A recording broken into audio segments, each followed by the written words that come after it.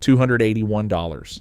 That's what one Virginia retiree found on his electricity bill in January 2026, more than double what he had paid a month earlier. He had not changed anything.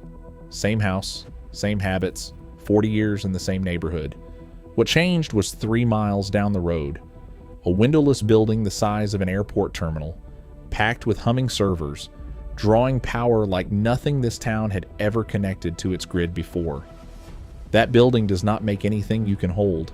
It does not sell you a product, but it just became the reason his power bill exploded, and almost nobody voted for that. This is not a story about robots taking over the world. It is something quieter, and in some ways, stranger. A construction boom so massive it is reshaping the physical map of the United States. One substation, one water pipeline, one rezoned cornfield at a time. More than 4,000 data centers now operate across America, with roughly 3,000 more planned or under construction. Trillions of dollars are pouring into a race to build the brains behind ChatGPT, Gemini, Grok, and whatever comes next. But every one of those brains needs a body, and that body needs power, water, land, and chips, resources that do not multiply just because demand does. By the end of this video, you will know exactly who pays for that body, who profits from it, and why your own electricity bill has quietly become collateral in America's AI race. Let's start with scale. Meta's Hyperion campus in Richland Parish, Louisiana, was originally planned across 2,250 acres. It has since grown to 3,650 acres, twice the size of New Orleans' main airport and 4 times the size of Central Park. Fully operational, it is expected to draw more than double the electricity of the entire city of New Orleans.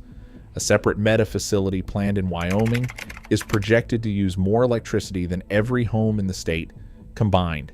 The 5 largest hyperscalers, Amazon, Google, Meta, Microsoft, and Oracle, are projected to commit $660 billion to $725 billion in capital spending in 2026 alone, almost entirely into AI infrastructure. And the epicenter is a stretch of Northern Virginia the industry calls Data Center Alley. Nearly 600 facilities operate there. In 2024, data centers already consumed almost 40% of all electricity used in the entire state. 40%. For buildings that contain no people. This is just the beginning. Goldman Sachs research projects U.S. data center power demand will climb from 31 gigawatts in 2025 to 66 gigawatts by 2027, more than doubling in 2 years. And most of that extra power is not coming from clean energy. There simply is not time to build it fast enough.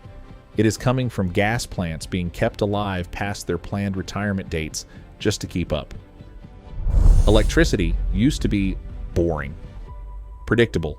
The price barely moved year to year.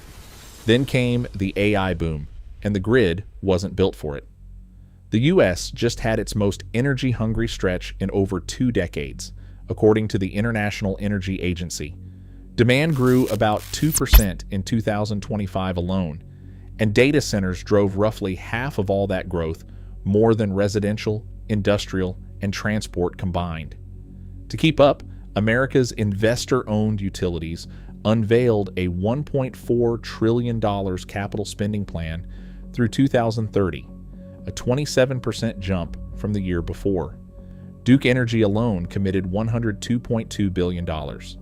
Southern Company pledged $81.2 billion.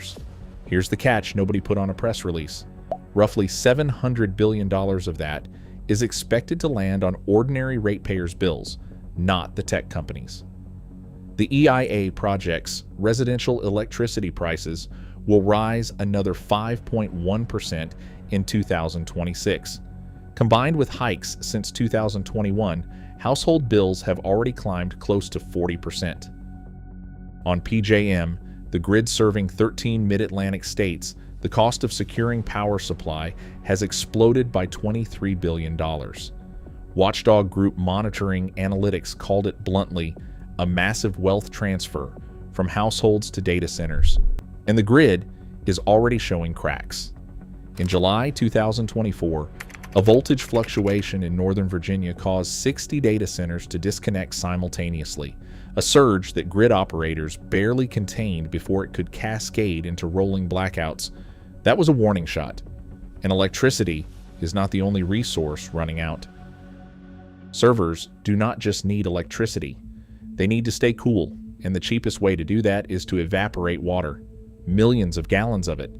A single large hyperscale facility can use up to 5 million gallons a day. That's the daily water use of a town of 30,000 to 50,000 people for one building. In Texas, researchers at the Houston Advanced Research Center and the University of Houston Project Data Centers will consume 49 billion gallons of water in 2025, climbing to 399 billion by 2030. That's enough to drain Lake Mead, the largest reservoir in America, by 16 feet in a single year. In Northern Virginia, data centers drank close to 2 billion gallons in 2023 alone, a 63% jump in 4 years, almost all of it pulled from the same treated drinking water system that serves nearby homes. And here's the detail that rarely makes headlines. Roughly 2/3 of all new U.S. hyperscale campuses built since 2022 sit in regions already facing water shortages: the Colorado River Basin, southern Arizona, drought-prone Texas. Rising bills, draining aquifers, diesel backup generators humming near schools. Communities have noticed, and they're pushing back.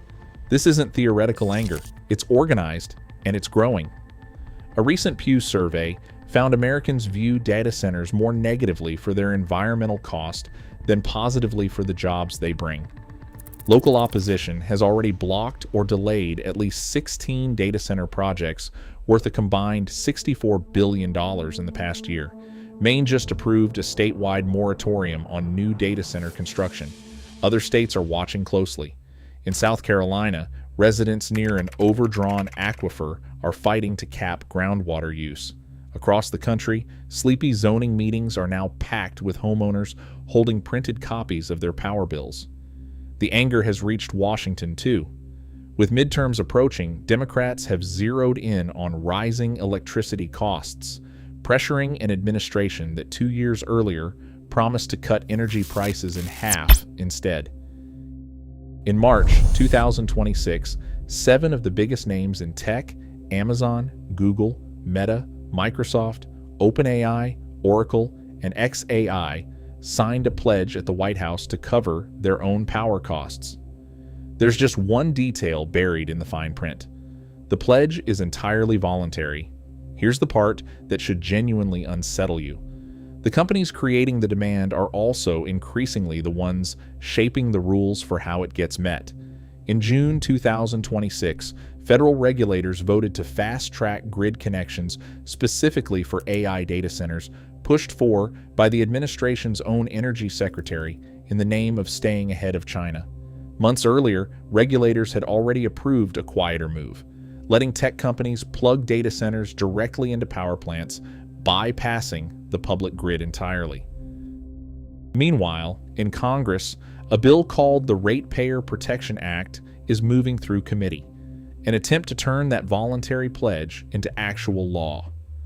Translation: as of mid-2026, the legal guardrail meant to stop your electric bill from financing a trillion-dollar AI arms race doesn't fully exist yet. The grid is being rebuilt in real time around demand that didn't exist 5 years ago, and the rule book is being written after construction has already begun. You're not watching this race from the sidelines, you're funding it. The AI boom isn't slowing down. Some projections show data centers consuming close to 9% of all U.S. electricity by 2030. Some of that future is genuinely exciting: faster medical research, smarter infrastructure, tools that didn't exist a decade ago. But it's arriving with a bill attached, and right now, that bill is landing hardest on households that never asked to fund a race they can barely see.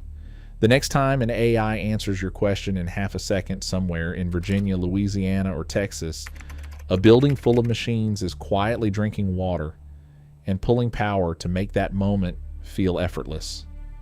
It isn't free. It just feels that way. If this kind of story interests you, there's more beneath the surface of the tech we use every day, worth exploring next.